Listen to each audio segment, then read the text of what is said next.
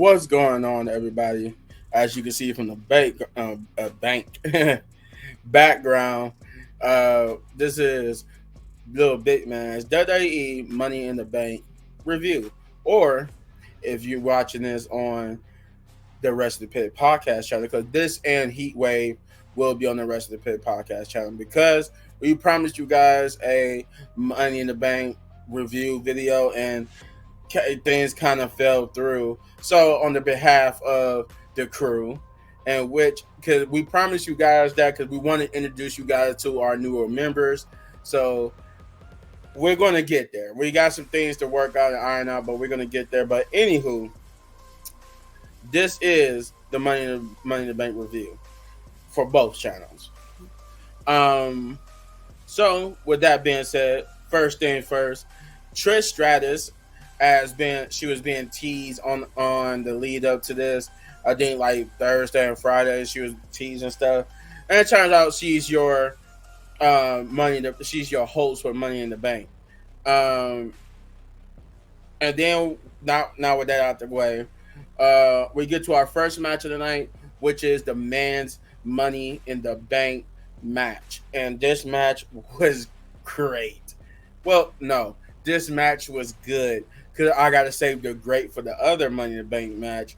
But this was good. This was good. The only reason why I can't say it was great, because the spots that we seen in the women's one was the stuff I was expecting to see in this one.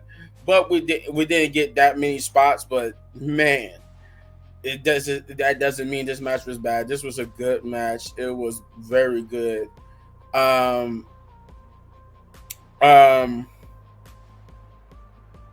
The competitors here were great. We had this nice spot with Andrade and Carmelo Hayes, where I think like somebody had like not the table, but the ladder in between the ropes and the ladder, and Andrade, like I think it was Chad Gable who pushed Andrade off they was at the top. Him and Andrade was at the top, and he pushed Andrade.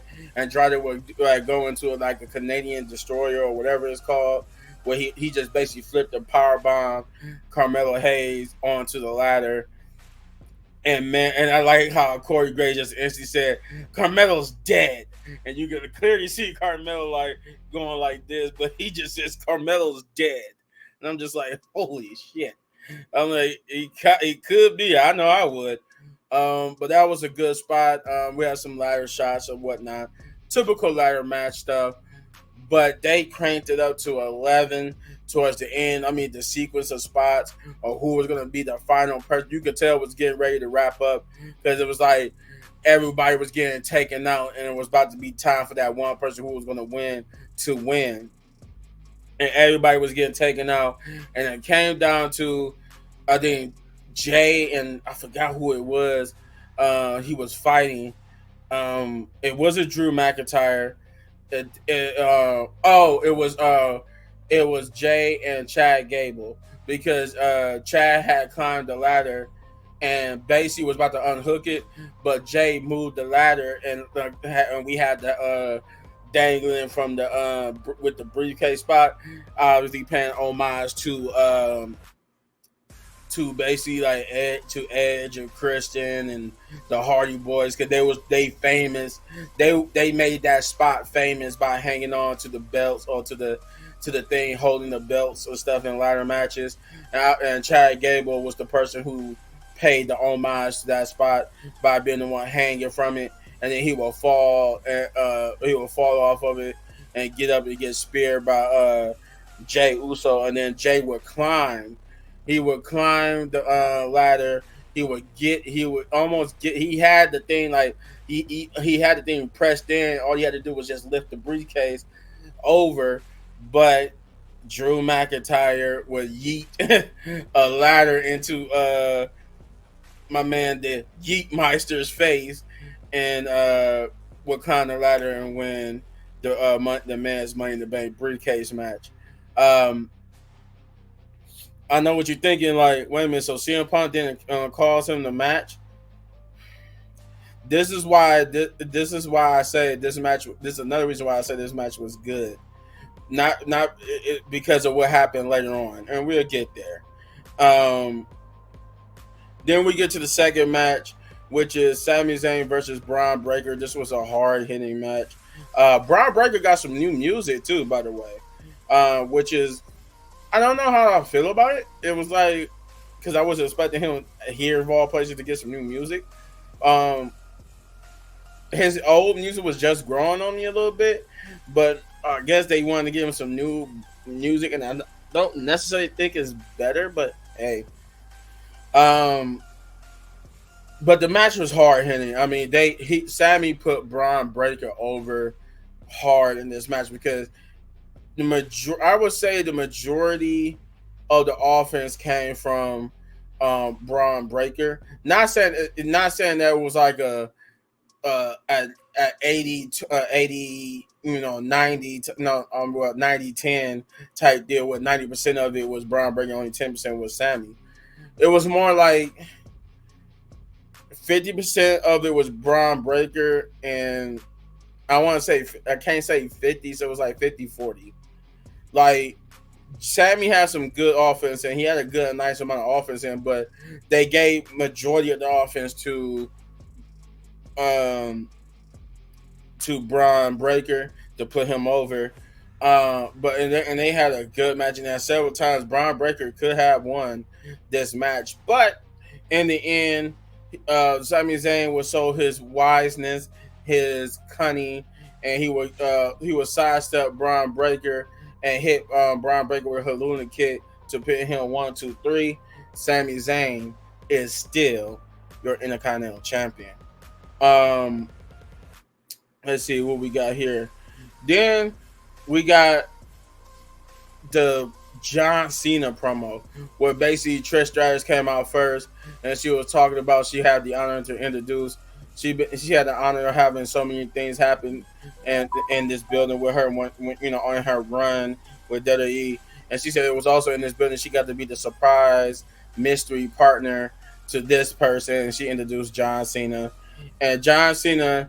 You might have by the time you see this, you might have seen like the stories and little clip snippets and whatever. Yes, this is John Cena announcing his retirement. John Cena basically came out. He said he explained that because of Canada, how Canada always be there for people, in the ups and downs for WWE, and not just him, but for WWE itself. Whether WWE was hot, WWE was cold, Canada always showed up and showed their support. So therefore, this was the perfect place for John Cena to come to announce that he's going to retire. But he's not retiring this year. He's retiring in the year of 2025. He will be participating in, from what I was heard, he's going to be participating in. He said the Royal Rumble and Elimination Chamber and WrestleMania, but I think it's going to be a little bit, at least 2 more pay-per-views before that. But he did say that that WrestleMania will be the final stop in his farewell tour, and that's where it will be his last WrestleMania, which is bittersweet because I grew up not only watching the Attitude Era, but I watched John Cena from when he first came into the WWE to now. So I to see the rise, to see the start, the rise, the peak, and now the end of John Cena's WWE in-ring career. We always know, like, even though The Rock retired, they always come back and have a match. But this time when they say they retire, they basically saying there's not gonna be like he's not gonna appear almost every year to have a match every year. It's probably gonna be once every couple of years now. But this is John Cena officially saying he's gonna retire from in-ring competition, and thank you, John, for entertaining me. Contrary to public, you know what? Before I switch to the next segment, I will say this: people hate on John Cena, but John Cena was one of my favorites. Like I understand how when we was on that reign of terror where everybody was like, "Oh God, he won't put nobody over. He's beating people he shouldn't be beating." Like how I remember that like, people was mad that he beat Triple H, and it was like he shouldn't be beating Triple H. Triple H should have beat him in that match and became champion. It was a lot of stuff that you go through with being a John Cena fan. And I was just like, you know what? I enjoyed every bit of it. The only thing I think I didn't like about John Cena's career is that they made him that soldier Superman like character. I would have preferred the Doctor of Thugonomics John Cena, but understandably because they were into the PG era, and the Doctor of Thugonomics wasn't kind of a PG character. But I wish we could have got that John Cena back, like as a full time gimmick. But that's another story for another day.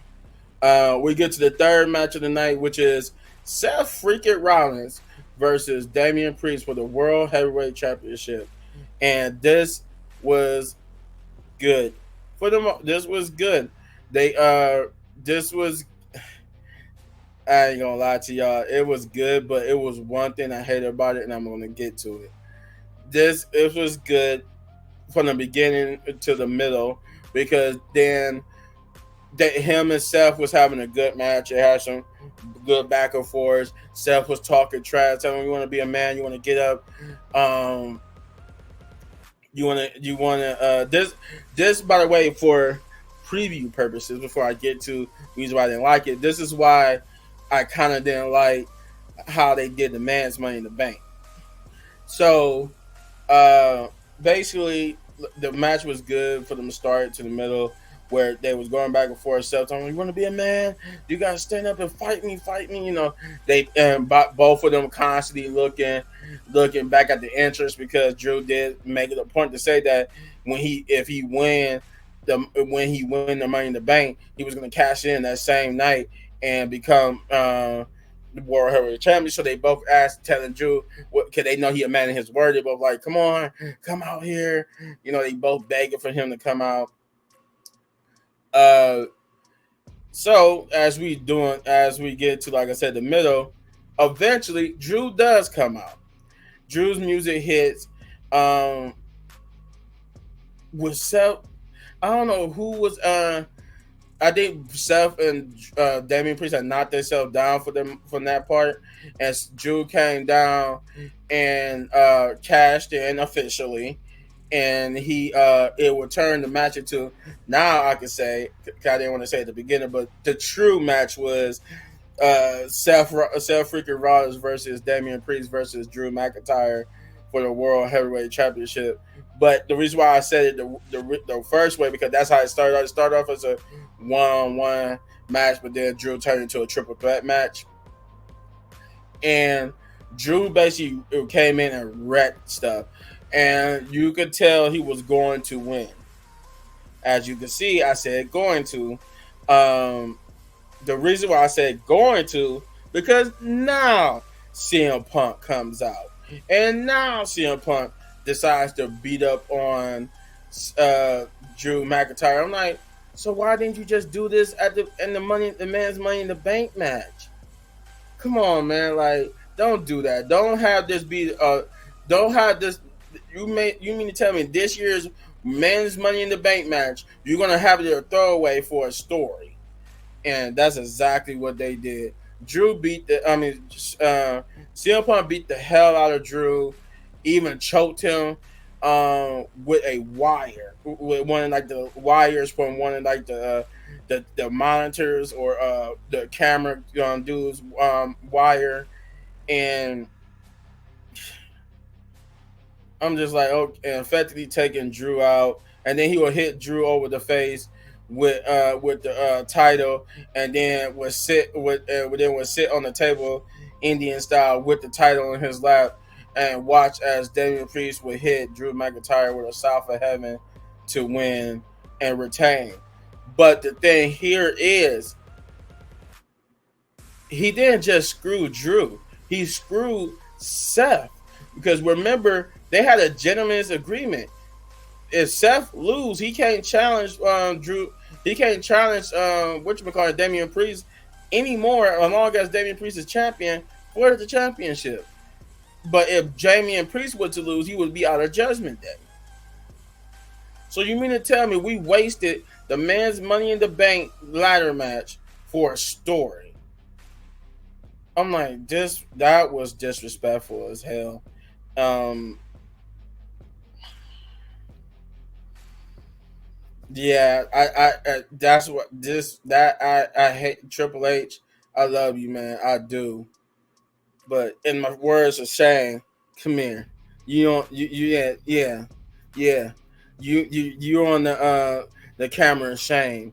Triple H, that was a bad booking by you, bro. You should have let Jay Uso win it. You should have had CM Punk screw him at the beginning. Like having him screw him here didn't make no sense. Now all you get the upside to this now is that you just paved the way easier for Seth versus CM Punk and Drew versus CM Punk. That's like the last thing I would say before we move on here is that Seth afterwards they were like, Seth just realized what happened, who screwed him. Because Seth did like he put two and two together and realized the reason why the match is over because CM Punk came out here and beat up on Drew and caused Drew to lose, which means he caused him to lose, and he would come and you could see him, he was seated, he was like, and then he was talking his trash, and Corey would like get up and he would get in between them like he did when CM Punk made his return, and CM Punk would like stand up on the table, was like, "Hey, like you want you can come get it too," and that's how they would end this. Um, then we would get to the next match, which is the fourth match, the co-main event, which is the women's Money in the Bank ladder match. My God, I was going to call this the match of the night, but the next match, which you already know what the main event is going to be, but it's hard because this match was good. The women's Money in the Bank ladder match was great because, man, the spot. My God, Zoe Stark almost killed herself. If you guys have not watched it, there was a spot.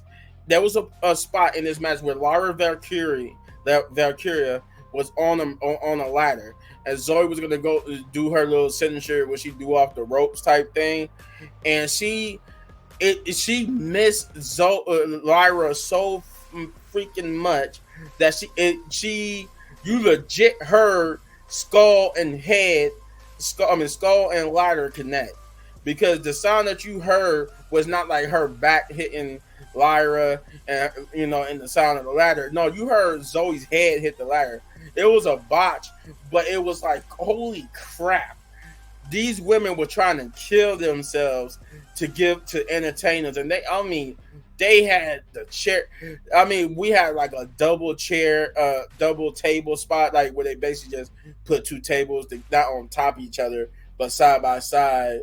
And that we had a spot for that. We had a spot going through the ladder, or almost going through the ladder.